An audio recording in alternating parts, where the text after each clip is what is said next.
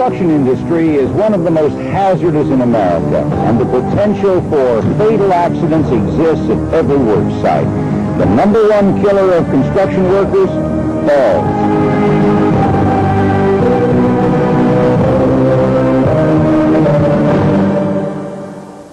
From 1980 to 1989, almost 5,700 people died from work-related falls in America. Just about half of those were in construction, which is alarming since we employ only about 5% of the workforce. And the price of falls reaches beyond the pain and suffering of the victims and right into your pocket. It has to be understood that there are 6 fatalities in the construction industry every day, and of those 6, 2 are from falls from elevations. So we have to manage this problem. In an attempt to protect workers from falls, the Occupational Safety and Health Administration, OSHA, developed a new Subpart M fall protection rule. The rule requires you to provide fall protection and training for any worker who's exposed to a fall of 6 feet or more. Subpart M applies to all construction sites and activities except where more specific standards like scaffolds, ladders, and steel erection apply. The contractors have to recognize that we have exposures to falls from elevations all over our job sites. Our goal is to identify all fall hazards and then eliminate them before the work begins by pre-planning. For example, you can order permanent stairs with guardrails already attached. So, if you can't engineer the hazards out or eliminate them, you'll have to guard against them. Your first set of options includes hole covers and 3 conventional fall protection systems. These systems are guardrails, safety nets, and personal fall arrest systems. OSHA considers any holes 2 inches or more in diameter at 6 feet or more above a lower level to be a fall hazard. And covers are one way to eliminate this hazard. But remember, workers can still be injured even if the hole is less than 6 feet above the lower level. So to eliminate the possibility of these injuries, cover all holes on the job. The covers have to support at least twice the weight of any employee who may be on the cover. This includes equipment or material the worker might be carrying. Covers in areas where scissor lifts or other construction vehicles are being operated are required to support at least twice the maximum axle load of the heaviest vehicle expected to cross over the cover. The covers have to be secured so they can't be easily removed by workers or displaced by wind or equipment. And finally, they must be color-coded or have the word hole or cover written on them. The first of the conventional systems, guardrails, are commonly used on open-sided floors, around floor and roof openings like skylights, on stairs, and on ramps or walkways. Whether made of wood, rope, or steel, all guardrails must meet specific design and structural requirements. Avoid using manila, plastic, or synthetic rope for railings because these materials are easily damaged and must be inspected far more often than wood, pipe, or steel. Under no circumstances can you use steel or plastic banding for railings.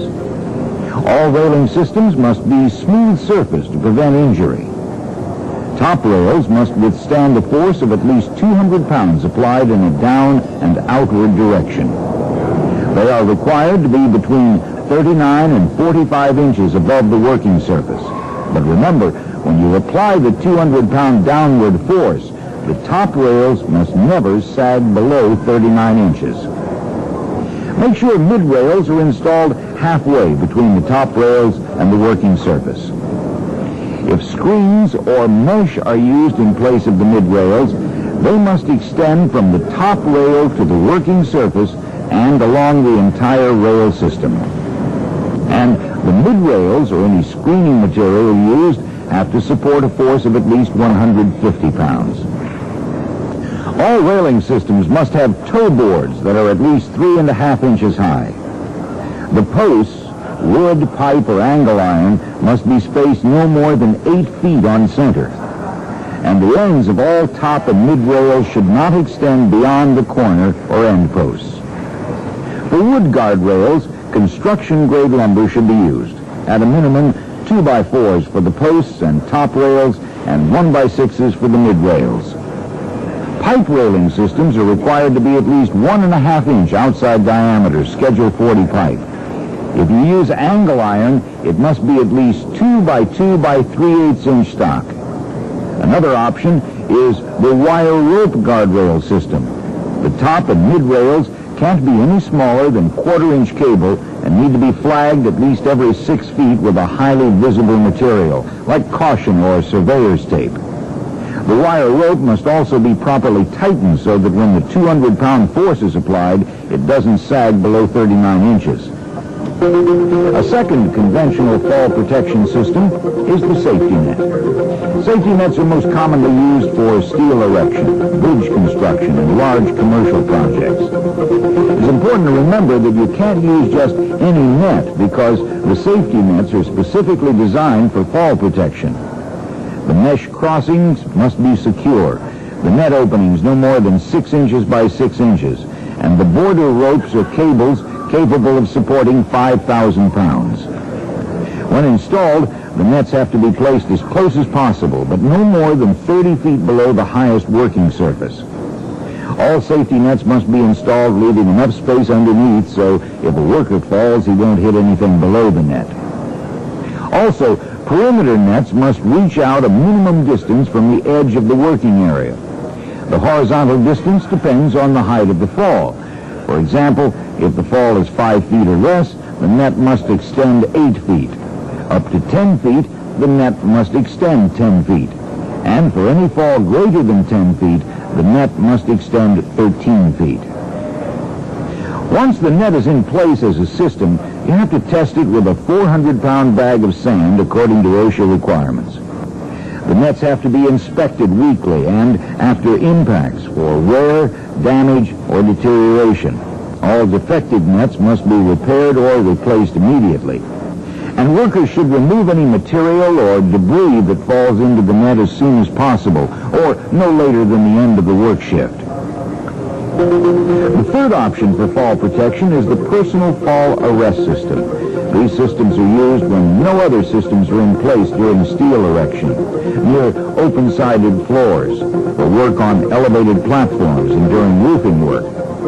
The system is made up of a body belt or safety harness, a lanyard, and a tie-off or anchorage point. Let's begin with the body belt. Even if worn correctly, the belt can severely injure workers. This is why OSHA will not allow the use of body belts for fall arrest as of January 1st, 1998. After that, the belts can be used for positioning or fall restraint only. So, to better protect workers from falls, they should use full-body harnesses. The harness distributes forces throughout the body and decreases the chance of injury. It also holds the worker in an upright and more comfortable position when he falls.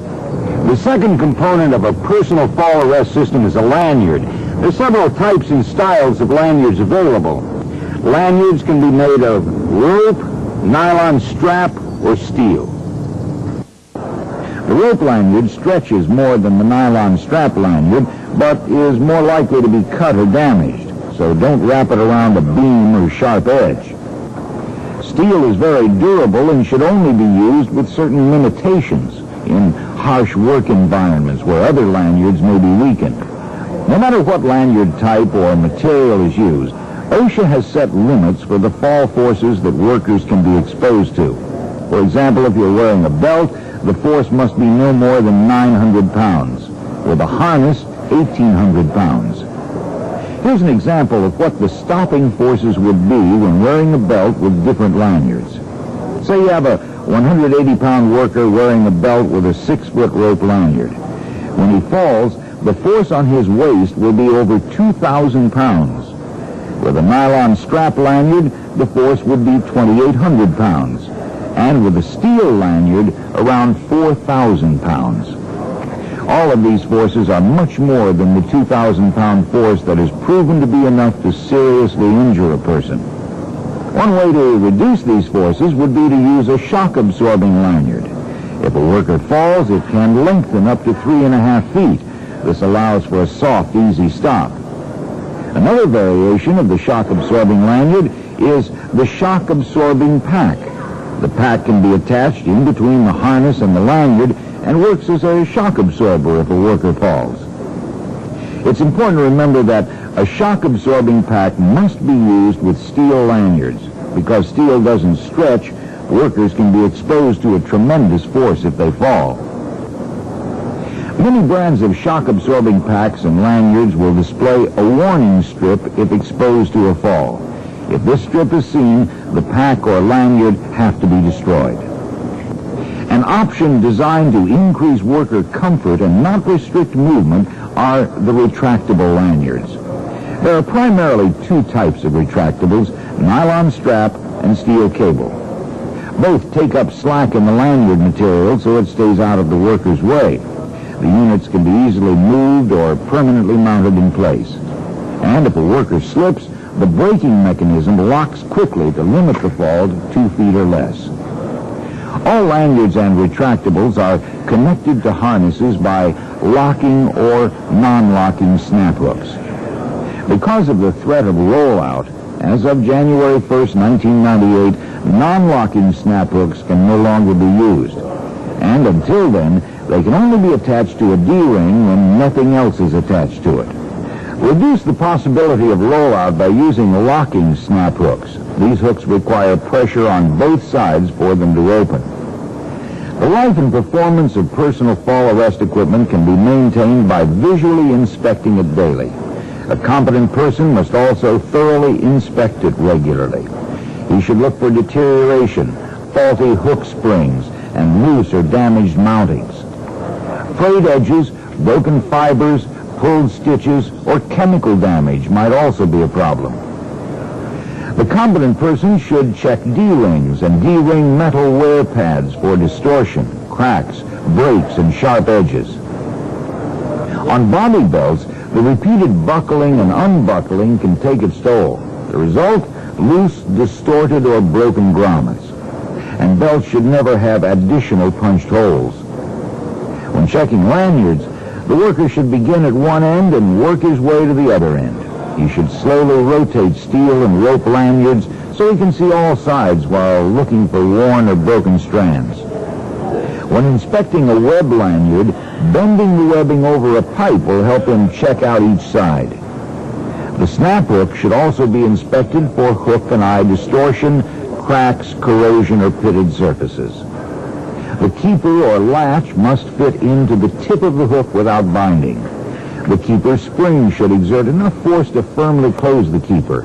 And once the keeper is closed, the locking system should prevent it from opening.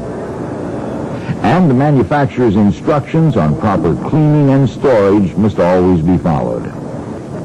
If a worker's total body and tool weight is more than 310 pounds, then his personal fall arrest system may have to be modified. And one place to start, the manufacturer. The final component of the personal fall arrest system is the anchor point. Some possible anchor points are steel structures, beams, or columns. As a general rule, the anchorage point should be directly above the worker and easy to reach.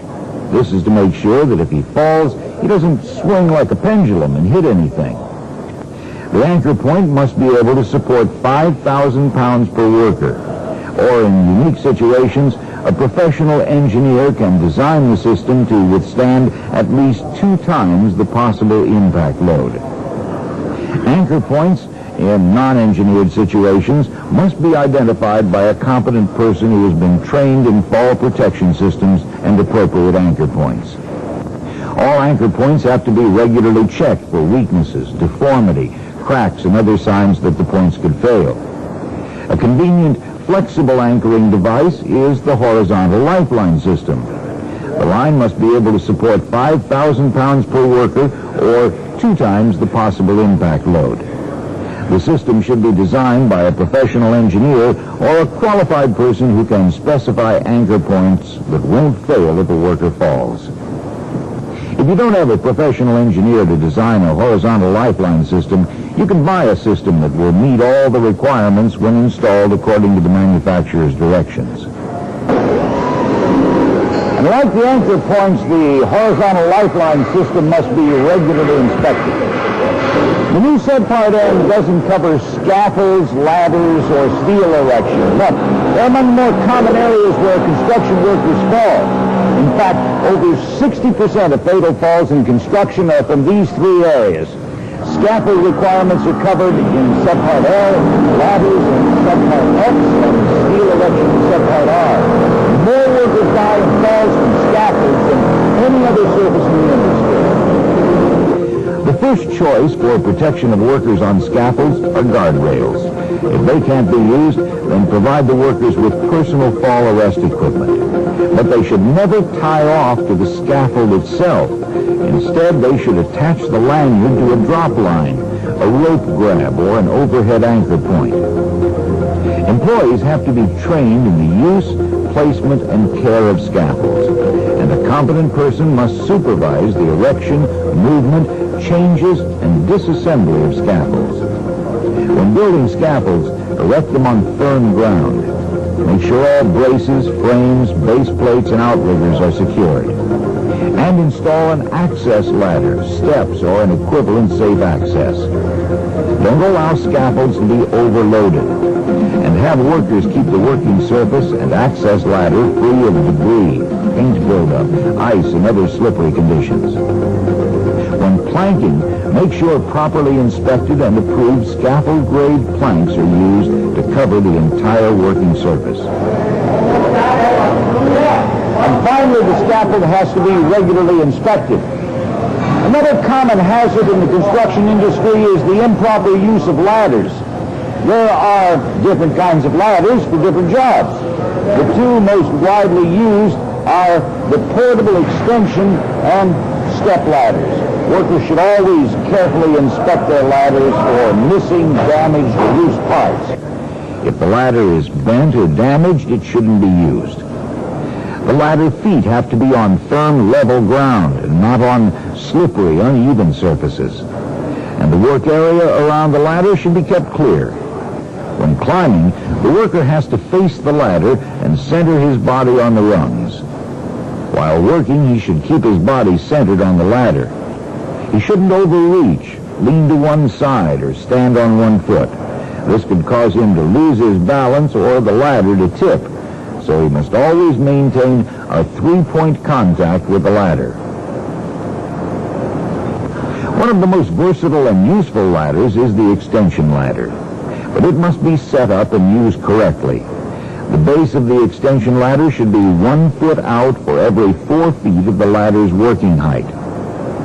Before climbing to the working surface, the ladder has to be secured and extend 3 feet above the surface. This will allow workers to safely get to and from the working surface. Another popular ladder is the step ladder. When opening the step ladder, the spreaders have to be locked. Workers must climb up the working side of the step ladder. The highest safe standing level is the second step from the top. No one should stand above it. And a closed step ladder must never be used as a straight ladder. It would slip out from under the workers. We also need to look at the hazards that come along with the erection of steel. Connecting steel is among the high-risk steel erection activities. If placing members, tightening bolts, or installing purlins, employees must be trained to install and use fall protection systems. There are several conventional fall protection systems that you can use, such as safety nets, horizontal lifelines, and retractable lanyards. Workers might also choose to work from scissor lips or man baskets. Since each construction project can be unique, the safety procedures and equipment must be pre-planned. There may be situations and circumstances when you believe conventional fall protection systems are more hazardous, impractical, or infeasible to use.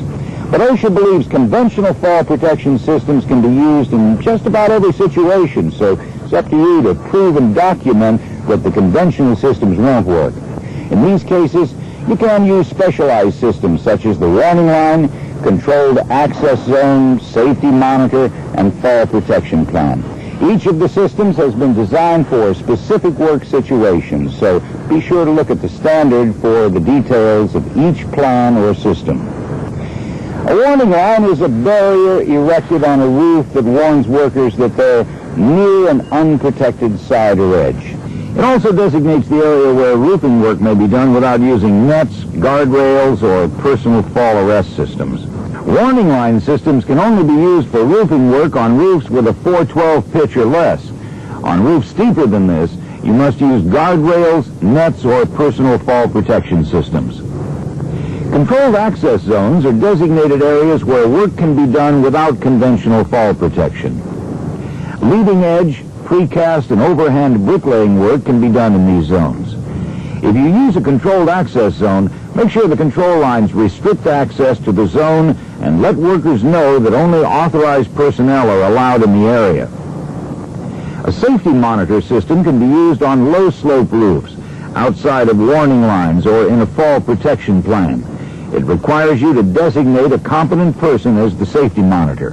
The monitor must warn employees of potential fall exposures and immediately do something to eliminate those hazards. He's required to be on the same surface and to be able to see the other workers, and they have to be able to hear him. The number of monitors depends on things such as the type of work being done and how close the workers are to the monitors. If the safety monitor system is all you're using, it has to be part of a fall protection plan. A fall protection plan is the last resort for fall protection, including the specialized systems. It can be used for leading edge, precast, and residential construction work only. The plan must be prepared by a qualified person.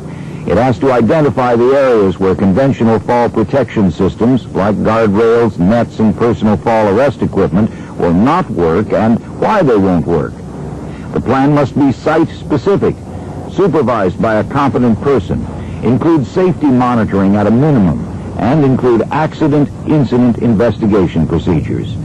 A copy of the written plan and all its changes must be kept at the job site at all times. We've talked about the fall hazards that exist on construction sites, the conventional fall protection systems, and the more specialized systems. Now, we need to look at what we have to do to tie it all together. First, you need to identify the fall hazards. And once the hazards are identified, you have two options. You can engineer the hazard out, which means getting rid of it before the job even begins.